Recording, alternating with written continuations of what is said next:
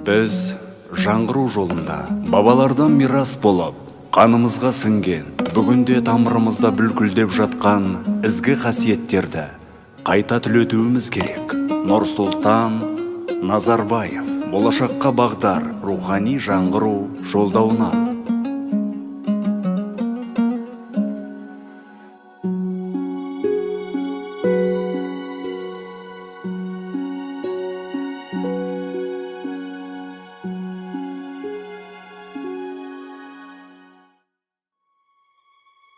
Әл-Қиса, бұл оқиға рухы биік, ұлы дала төсінде дүниеге келген алып бала туралы болмақ.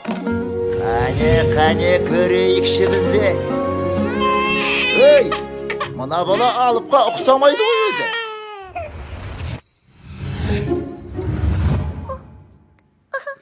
Бәсі, біз іздеген сәби осында екен ғой. Қанеки. Өзім секілді палуан болайын деп тұр екен. Олай болса, сенің атың... Әке, сіз бедіңіз? Кешіріңіз, жол сіздік әрине.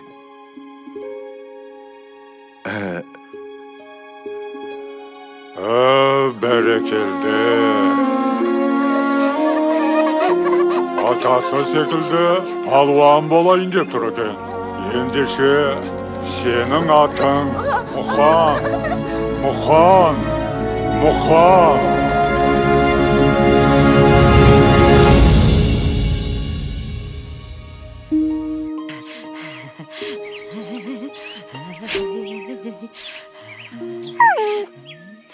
Ала ғой, айналайын, үше ғой жарығым. Қарны ашып қалыпты. Ой, тағалып келейін.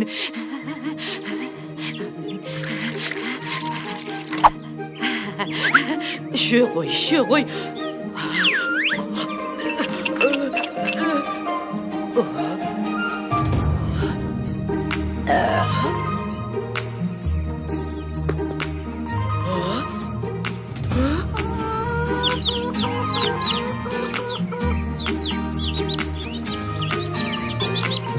Батырларда туған анадан, ақындарда туған анадан, батырдына баша қазақты, келдім мәне ғажапты, айналайын сендей балақтан. Тәңір берген көші бойында, жеңістерге жету ойында, білектіге басын имей, жауырыны жерге тимей, армандарға алда ұмтылар.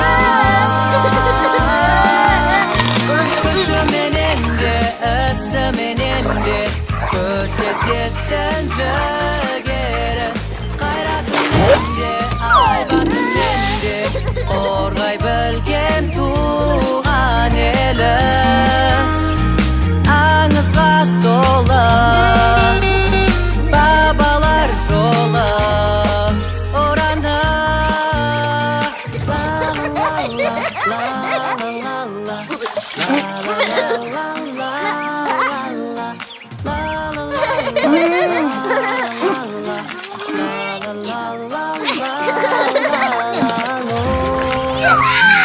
Аңызға толы бабалар жолы ораны.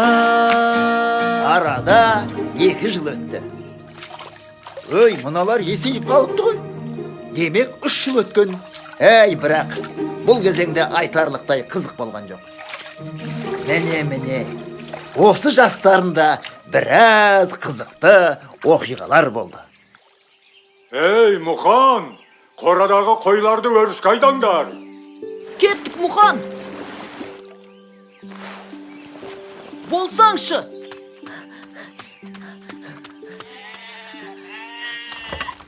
Şu qoşqarım.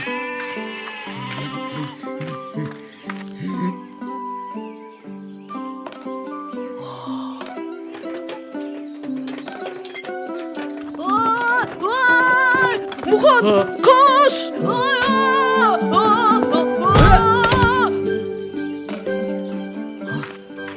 Bol ne? Məssağan.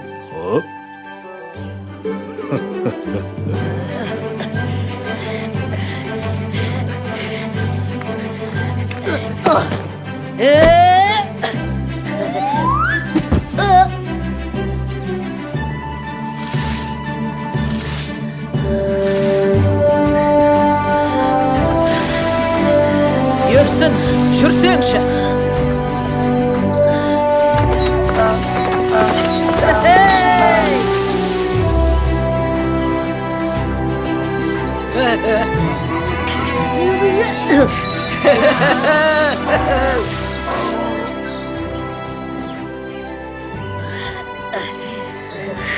Жаттығуда қандай қиын болса, айқаста сондай жеңіл болады. Кел Мұхан, ағаш аралаймыз. Мен ағаш жарамын.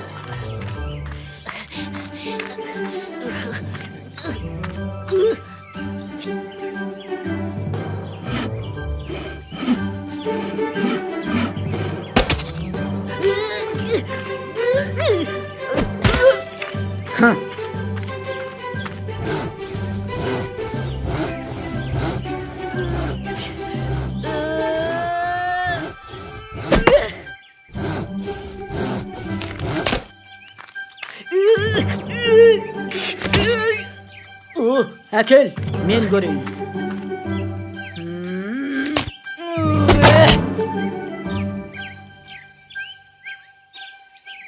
Сен сияқты күшім болса. Ал қане, қызықты сәттерін көру үшін тездетіп өткізіп жіберейік.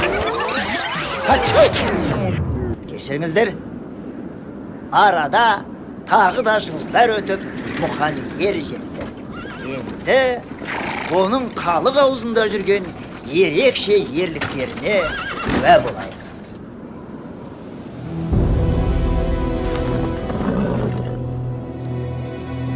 Енді не істейміз, Мұхан?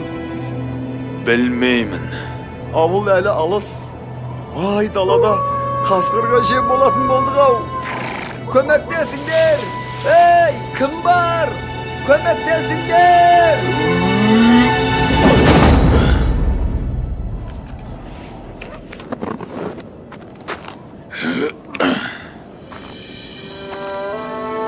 Мұхан, сенімдісің бе?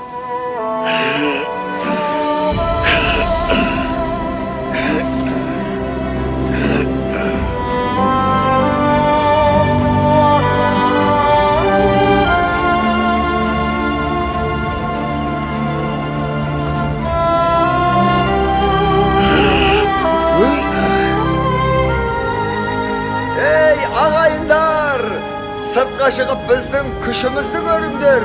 Мұхан екеуміз шөпті де, аттарды да аман алып қалдық.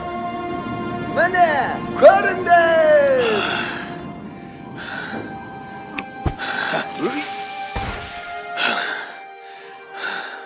Тфәй, тіл көзім тасқа. Баяғының батырларын көргендей болдым ау.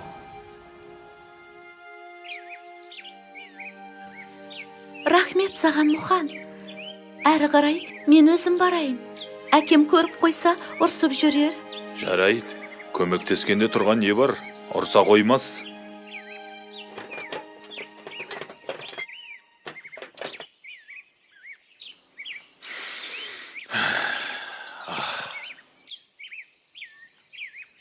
Мұхан! Мұхан, қайдасың? Мұхан, қайдасың? Мұхан, қайда жоғалып кеттің? Іздемеген жерім жоқ.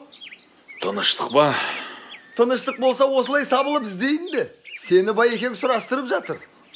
Не үшін? Байдың үлкен бұғасы өзендегі батпаққа батып шыға алмай жатыр екен. Бүкіл ауыл жабылып шығара алмады. Оның маған қатысы не? Сен ең қызығын сұрамадың ғой. Тағы не? Бұғаны шығарған адамға Байекең бір қошқар берем деді. Онда кеттік. Арқаптар! Қане тар! Әне! Әміз! Арқаптар! Қане! Ал қане, қар. Арқаптар! Ал, көрсет өнеріңді.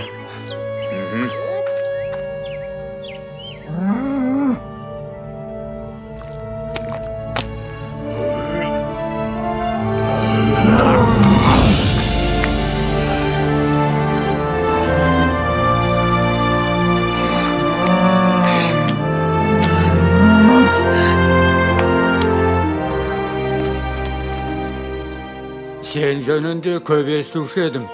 Енді көзімен көріп кәнді болдым. Отардан қалаған қошқарыңды таңдап ал. Ал өзің ертеңнен бастап менің ат қосшым болуға қалайсың? Мен білмеймін. Мұхан келісті.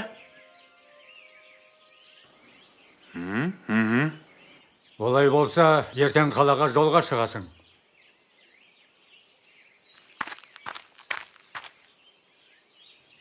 Екеуміз Мұханды қалай суырып алдық, я Мұхан? Енді қошқар бізді таңдап алайық.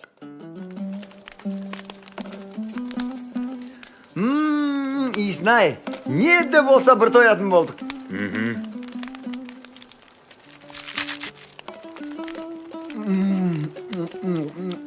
Бақ жүркінің дәмін сынай. Өй, Мұхан, мұның не? Расында да дәмді екен. Жарайт, кішінап ал, ертең қалаға жүреміз.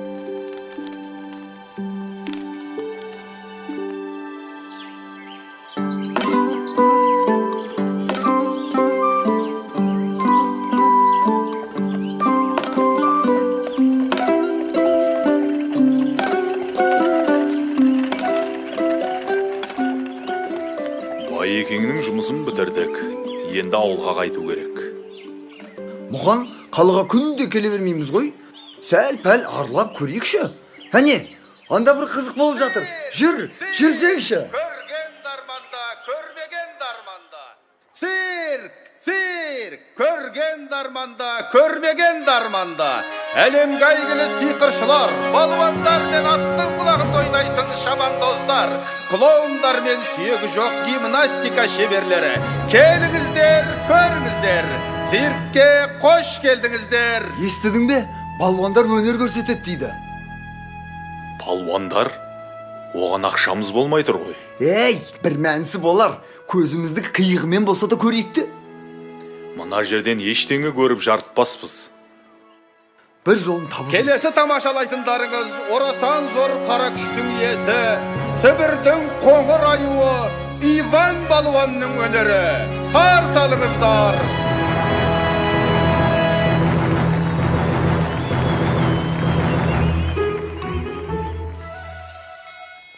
Менде бір ой бар. Жүр кеттік.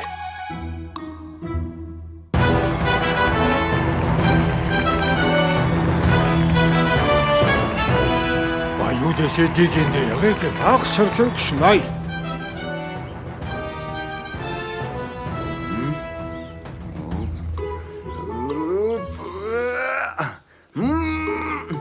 Мен қысылып қалдым, Мұхан! Көмектес!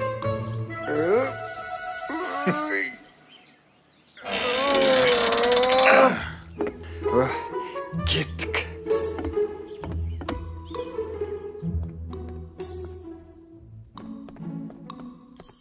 Қалай екен? Сібірдің аюы көңілдеріңізден шықты ма? Я, мықты екен!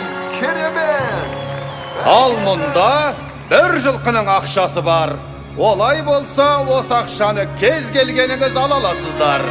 Тек бір ғана шарт бар. Сібірдің аюын кім жығып, қара маскасын шешсе, сол алады. Қане, кім шығады?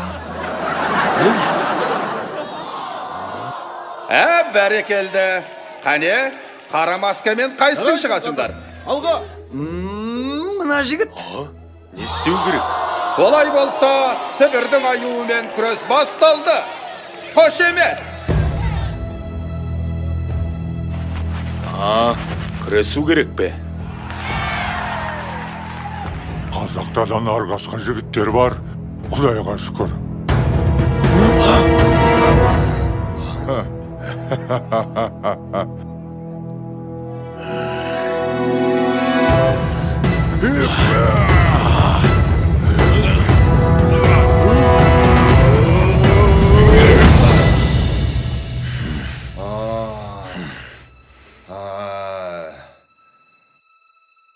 Жарайсың қазақ! Бәрекелді! Алға қазақ! Міне жеңімпаз! Қазақтың қарапайым жігіті қара масканы шешті. Қош емес! Шарт бойынша ақша саған беріледі. Я, біз біргеміз.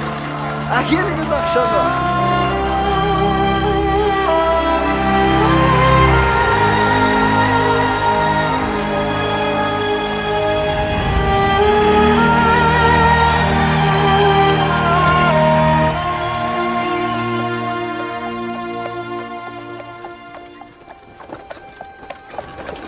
Сәлеметсіздер ме мырзалар? Мен осындағы күрес қауымдастығының өкілімін. Мұқан деген сіз бе? Мен? Сізде табиғат берген күш, ерекше дарын бар секілді.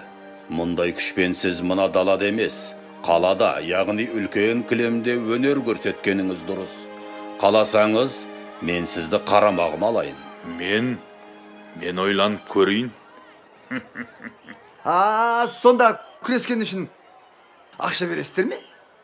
Әрине алады, және де аз емес. Онда біз келістік. Олай болса... Қалай, қайда, қашан, кімге, немен барамыз? Жақсы, 10 күннен соң осында жолығамыз. Мен асыға күтемін. Сау болыңыздар. Көрдің бе Мұқан? Менімен жүрсең, қор болмайсың.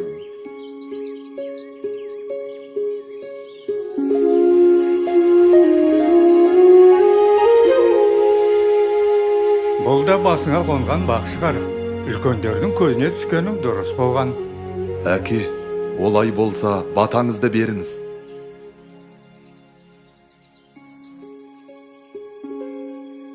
Есіңде болсын, Мұқан.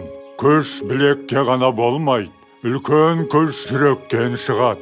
Сондықтан жүрегіңді тыңда.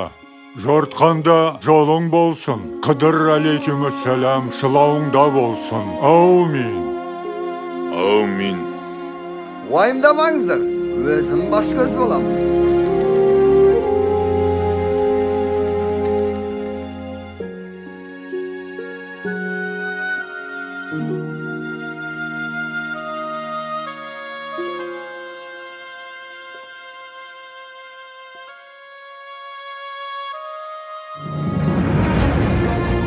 Мәне осылай, Мұқан әлемдегі ең беделді жарыстарға қатысып, ең мықты деген балуандарды жеңеді. Содан соң оған қажы атағы беріліп, Қажымұқан атанады. Қажымұқанның атағы қазақ даласынан ары асып, бүкіл әлемге дүркірейді. Мен осы көп сөйлеп кеткен жоқпын ба? Қой, одан да Қажымұқанның ерекше айқастарының бірін көрейік.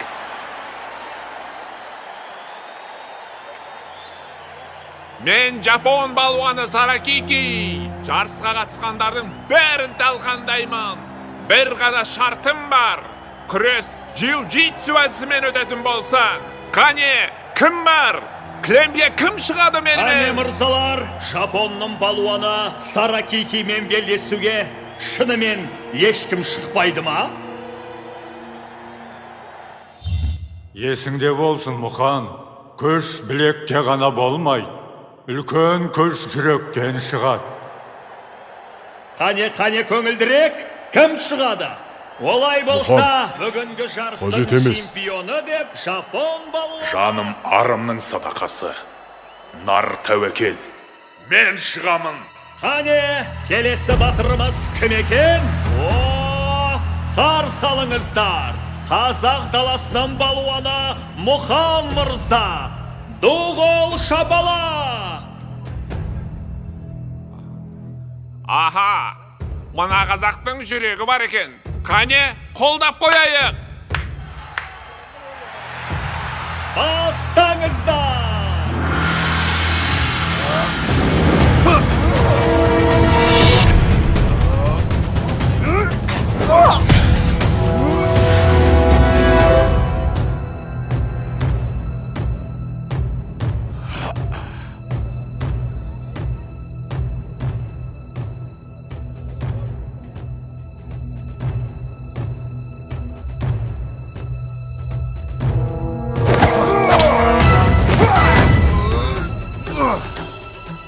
Берлізау, қазақ! Намысты қолдан берме, Мұқан! Қазақ еш қашан берілмейді.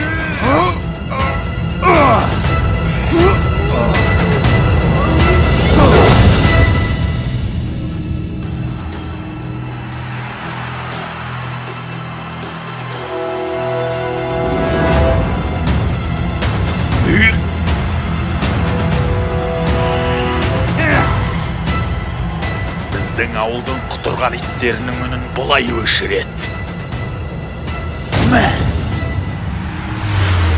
Бұл менің досым! Біз жеңдік! 1941 жылы Ұлы Отан соғысы басталған кезде 70-тен асқан қарт Қажымұқан қанша қиын болса да ел аралап өнер көрсетіп, халықтың рухын көтеріп, қуаныш сыйлаумен болды. Өнер көрсетуден түскен ақшаға ол әскери ұшақ жасатып майданға берді. Сол үшін Сталиннен алғыс хатты алды. Қажымұқан атамыздың жеңістері ұрпағымыздың рухын мәңгілікке асқақтата беретініне сенімдіміз. Сендер де бүкіл әлем таныған Қажымұқандай балуан аталарыңды әрқашанда мақтан тұтыңдар.